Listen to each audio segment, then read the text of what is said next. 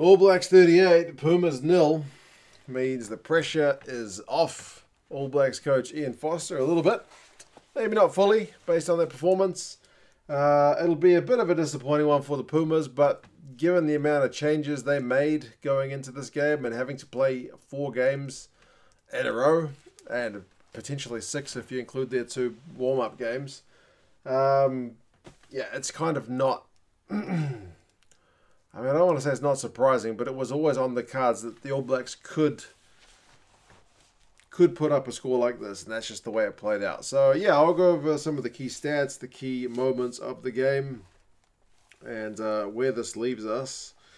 And you guys can let me know your thoughts on how things went. It interestingly started with a pretty touching moment where the All Blacks guys, just before doing their haka, they laid out a jersey for, I guess in tribute to Diego Maradona, which was, like, he's such a special guy in the sporting world and especially for Argentinians. So that was really nice to see. I think the Māori All Blacks have done it once before when they played Munster for Axel Foley. So, yeah, it was really a fitting moment for what was a pretty tough week, especially when you think we lost Dominici as well.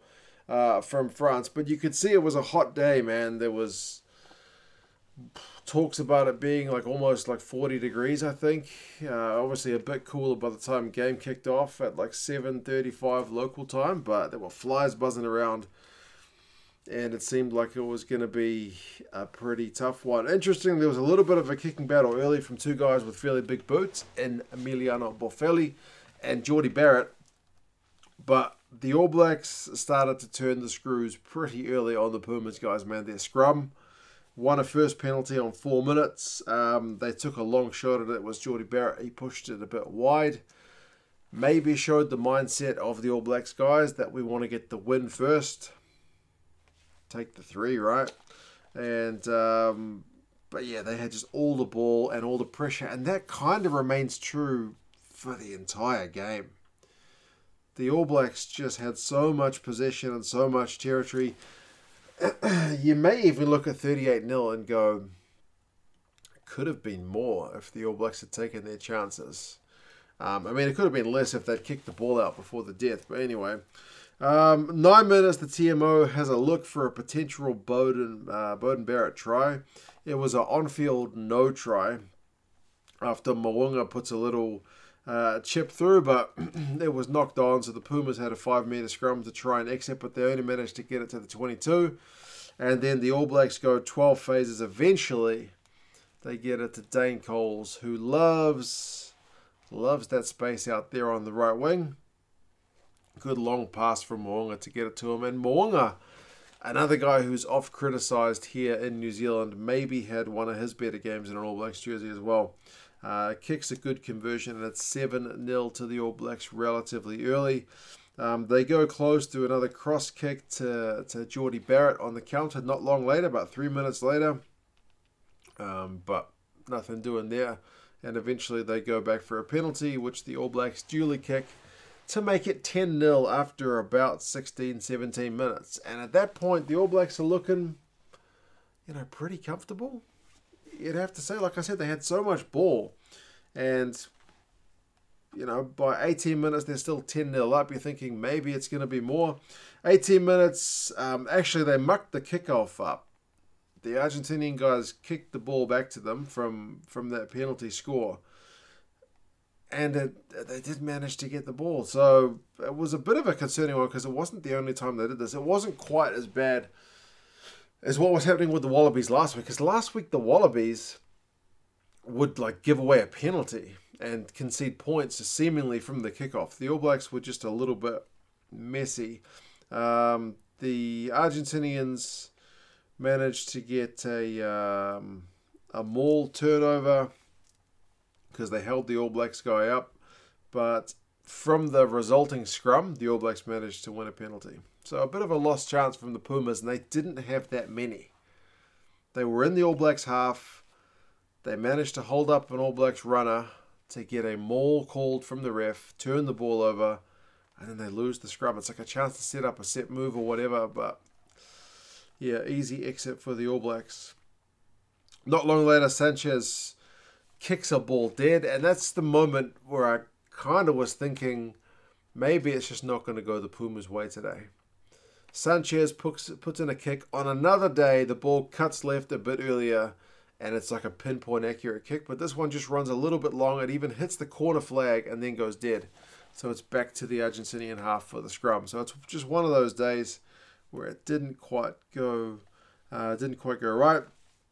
24 minutes, it looks like Caleb Clark's gone over in the corner. Richie Mo'unga with a line break and a big pass, but it wasn't quite enough for Clark because he was just in touch before he was able to get the ball down. 30 minutes, Argentina had a good maul, and from that maul, again, it's one of their few chances in the All Blacks half, as Kura takes the ball from the back of the maul when the ref said use it once. He wants to pass it out in front of his runner. I think it's De La Fuente, and he ended up he passes it to the ground out in front of De La Fuente, so he's reaching out and it's to the ground, so he ends up knocking it on. It's one of those times that, like 2 weeks ago, the Pumas take a chance and they get some points, whereas this week it just was not happening for them. Again, they made a lot of changes to their side, so the lack of cohesion is to maybe be expected. 38 minutes, Mo'unga takes a penalty. It's a pretty easy one for him. It should be a pretty straightforward one. Hits the post, so it's a missed opportunity, and we go into halftime 10-0. And I'm thinking for the All Blacks, 10-0 here, man, is not enough. You've had 74% possession. You've had 84% territory. You've had 198 run meters to 25. The Argentinians, admittedly, have been tackling at 89%. So that famous now Argentinian defense is still holding up for the most part. They've made 90 tackles to the All Blacks 16. That's 1-6. Argentina 90, 9-0. Massive difference. The Argentinians have conceded 6 penalties to 2, largely at scrum time. But they're only 10 points behind, and 10 points means they kick 1 penalty or they get 1 try, and it's right back into game, being competitive again. It's proper game on. Second half starts, and Scott Barrett and Caleb Clark do not communicate. Caleb Clark jumps up to take the restart. Scott Barrett clatters into him. If it was an opposition player, he would have been looking at a yellow card. It's one of those head in hands moments, like, what are they doing? So it's a bit worrying as an All Blacks fan that maybe things are going to go to custard, but second half actually ends up panning out all right. 43 minutes, I don't know how the All Blacks didn't score. And remember, they've already kind of blown 2 tries in that first half. Clark close and Bodie close. It's a line break from, was it ALB first? No, Savia gets the line break. He passes to ALB. ALB gets it to Bodie. Bodie goes short. Bodie throws an offload on the dirt. It's maybe one he shouldn't have thrown because it goes to nobody. They go really close. Aaron Smith probably could have dotted over for it when he got it like a phase later. The All Blacks seem to have an overlap, maybe 5-on-3 from memory. They didn't really replay it. But it seems like ones where you go through the hands and you'll probably score, but the All Blacks don't do it. They take it to the line and get tackled. So it still seemed like the Argentinian defense was kind of in the All Blacks' heads and that their execution wasn't there, the All Blacks. Other days, they take that opportunity and they score all day long. Maybe they were in 2 minds, but they couldn't get it done. However, they did get it done on 51 minutes. Savia gets a try. It's a line-out move. Scott Barrett goes up, drops it down to Savia, who hits the ball at pace. It's a really slick one. And it had been coming, man. The pressure had been building from the All Blacks. The Argentinian defense was only going to be able to hold out for so long, especially in that heat as well. 58 minutes, the Pumas actually managed the scrum penalty. But you kind of thought maybe the Pumas are looking at next week as well, because on 62 minutes, Nico Sanchez goes off. He's been a crucial man for them. Kremer got substituted relatively early. So these guys who traditionally have been playing the 80, they got subbed early. And these guys have played a lot of rugby, so they probably deserve a break. 64 minutes, the ABs have a cross kick to Clark, and it's too big. So this is what I'm talking about when I say this scoreline could have been more. The execution still a little bit lacking at times from the All Blacks, but admittedly the Argentinian defence was putting them under a lot of pressure. And they were putting boot to ball a fair bit more because it's just hard to walk through the Argentinian defence, man. They'll tackle all day long. 68 minutes. And that Will Jordan kid's pretty good, isn't he? He's been good for years, and he finally gets a crack. He gets a try. It's a loose Argentinian pass. He picks the ball up, and he's like lightning. He's gone. Suddenly, it's 24-0. And then a minute later, he intercepts another loose Argentinian pass. And he is away for another try.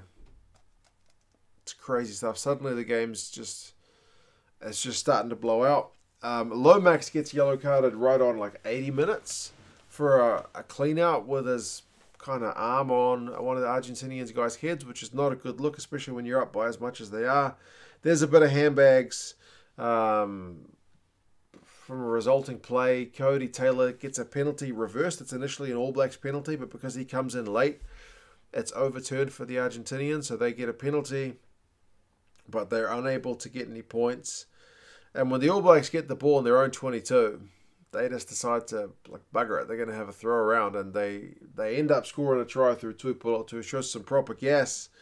Again, it was Will Jordan, man, who set it up with a proper little good step from him, but it ends up being 38-0, which looks like a bit of a hiding, and honestly, it was in the end, and they could have scored more. It looks maybe more comfortable than it was, and Sam Cane kind of said that, especially for the first 60 minutes. It was a real battle. Even if the All Blacks were ahead, they weren't able to get kind of miles ahead until the end of the game. Run meters finished 514 to 132. Possession finishes 71-29. Territory finishes 82-18. So pretty much the entire game was played down the All Blacks half. Apart from that passage of play at the end when the All Blacks were running it loose after the Pumas had won a few penalties, I can't remember many times when the Pumas were really threatening down the All Blacks end. Defensively, they were still really good. I mean, they tackled at 86%, made 149 tackles. They conceded 38 points, which makes the defense look worse than it was. But I think you'd still give credit to them, at least partially, for that shift they put in. The All Blacks tackled at 90%, but only had to make 44 tackles compared to 149. So just dominant. Penalties conceded 14-7, so that's double. Defenders beaten 26-6. You got that much possession, you're gonna cause problems. But clean breaks was 9-5 in favor of the All Blacks, so that's actually a decent effort from the Pumas, having that little ball to have that many clean breaks. Kremer makes 15 out of 16 tackles, and he goes off midway through the second half. He's a machine. There were 7 players in the Pumas team who made 10 tackles or more, which is still an incredible effort. So I'll give credit to the man. With all the changes, it was going to be hard. The scrum was under pressure. In that weather, it was tiring. The All Blacks did enough, man. Clark has 76 run meters, a clean break, and 3 defenders beaten. Will Jordan gets 2 tries, 125 run meters, 3 clean breaks, and a defender beaten. Akira Ioane is the top All Blacks tackler with 6 from 7. So not a huge defensive effort needed from the All Blacks because they just had so much pill. But yeah, it's really put the All Blacks in the box seat for the Tri Nations now, getting that bonus point win. They're on 11 points. And with that big win they had over Australia here at Eden Park, what seems like a lifetime ago, it means if they're going to be beaten, I think whoever wins next week needs to win with a huge margin, a bonus point. And yeah, to overturn the All Blacks is going to be very difficult from this point, you'd have to say. So, yeah, good effort from the All Blacks. Still not great. Like, they missed some chances. But as I said, the Pumas' defense was disruptive and putting them under pressure. Disappointing the Pumas couldn't go down the other end and get any points. It's never nice to finish a day with 0 points. But, yeah, man, the All Blacks did what the All Blacks do. Do I think this is going to ease the pressure on Ian Foster and Sam Cane? Partially. But that's the last game of the year, so they finish it with a pretty convincing win. So at least, I don't know, maybe that'll be convincing for a while. It was really pleasant to hear all the Argentinian fans throughout the game. Even when their team was down 38-0, you could still hear them. They were still chanting and still cheering their guys. So, yeah, overall the campaign for them is not over, but not the best result for them, but it's been all right thus far. But anyway, I'm going to go to bed. It's after midnight. You guys let me know your thoughts on this one. Were the All Blacks that convincing? Were they good but not great? Kind of like I said. Do you think the Pumas, it was just a quick succession of games, all the changes, or did the All Blacks just go up a gear that the Pumas couldn't keep up with? You guys let me know your thoughts, and yeah, I'll talk to you guys again soon. See you later.